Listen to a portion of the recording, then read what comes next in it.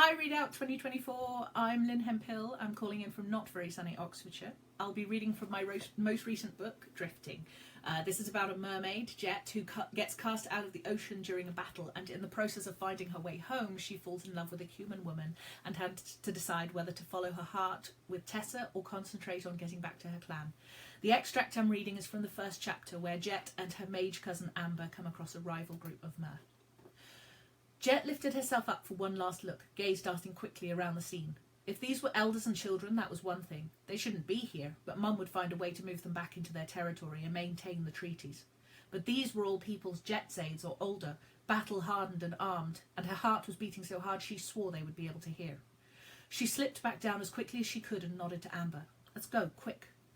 Someone shouted, and the adrenaline dumped into Jet's blood like a hurricane. She had the spear off her back and on guard in less than a breath. "Who are you?" 3 Nar mermen swam in front of them, knives out, their black and white patched tails rigid and vibrating as they held their position. Amber swam forward, her hands out. "It's okay, everyone calm down," she said. "Hi, I'm Amber Solon, and this is my cousin Jet Garrow." "Garrow," said one of the men with a snarl. "Like the Fawn Deep's chief?" "That's my mum," said Jet, her jaw clenched. "Let's put our weapons down now," Amber said, shooting Jet a glare. "Let's not escalate this, shall we?" "You're the one sneaking up on us," the middle mer said. He spoke with a strong Nar accent, his words slipping together like eels. "Sneaking up? You're not supposed to be here. This is the buffer zone for a reason." "What are you going to do?" he asked. "What I have to," she hedged. "Breed," said the one on the left, the slightest tremor in his voice. "It's fine, Haj," said the middle one, but his fingers clenched tighter around the handles of his long knives. "We can't let them—" The third, the one who hadn't yet spoken, twitched forward.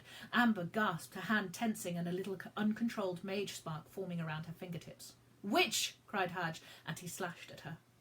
The energy and fear that had lived under Jet's skin for so long bubbled up and out, and with a roar she dragged Amber behind her, knocking the Nar's knife aside with her bracer. The world narrowed to the 3 enemies and Amber at her back, the shouting and ringing of metal on metal. Jet's mind went silent, all her attention bent to the movement of the 3 mermen and of the others now coming down the rise, of the dodging, the lunges, the strikes. The cries of the middle one Breed as she cut a long gash up his arm with her spear, the crunch of joints as she twisted an arm away, Haj's wide-open eyes as he swung for her, her own shout as one wild flail cut her shoulder. Too close, too close. She had to be better. There were 5 now in the battle, and more coming down the rise. Behind her, Amber was murmuring, but Jet didn't have time to listen and answer. She had to fight, had to keep them all safe, and she couldn't do it if she let the Nar overwhelm her. She gritted her teeth against the pain in her arm and switched her spear to her southpaw side, jabbing, slashing, catching the blade deep in the tail flesh of one of the newcomers, who wailed. The blood in the water was making her sick, getting into her gills and burning her from inside out. An older Nar was screaming as he rushed down, pulling the wounded away. Good. Keep them busy. Keep their hands away from weapons. A sharp fin caught on her cheek and her head snapped to the side with the force of the tail beat. She blocked. She lunged. She dodged. She circled Amber to keep her safe.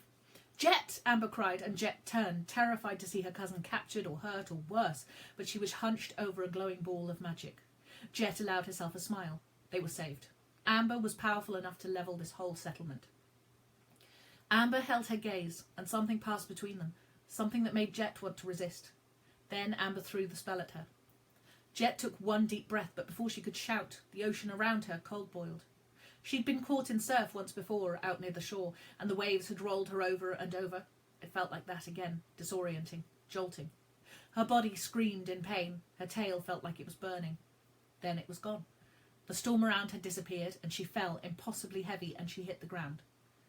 She pushed herself up on shaking hands, her muscles protesting the movement. She gasped air, vomited blood and water, gasped air again. Air. Shit. She sat up and pushed her wet hair back with shaking, sand-covered hands. A cold wind blew goosebumps over her arms, more badly cut than she'd thought, and her tail was gone. She touched legs, split and jointed and curled under her body at a freakish angle.